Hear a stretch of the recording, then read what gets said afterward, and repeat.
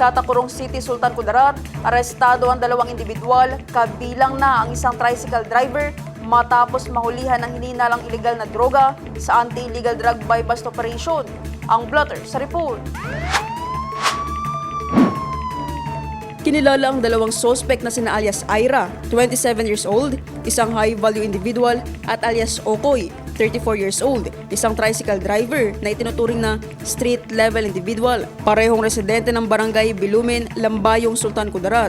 Nasamsa mula sa kanilang pag-iingat at kontrol ang 4 na sachet ng hinihinalang shabu na may kabuang timbang na 18.75 grams na may national standard drug price na 127,500 pesos at ang iba't ibang drug paraphernalia, mga personal na gamit, isang unit ng Kawasaki Baja motorcycle at 1,000 pesos buy-bust money. Dinala ang mga suspect at ang mga nakumpiskang ebidensya sa Tacurong City Police Station para sa wastong dokumentasyon, investigasyon at pagsasampa ng kaukulang kaso sa paglabag sa Republic Act 9165 o Comprehensive Dangerous Drugs Act of 2002.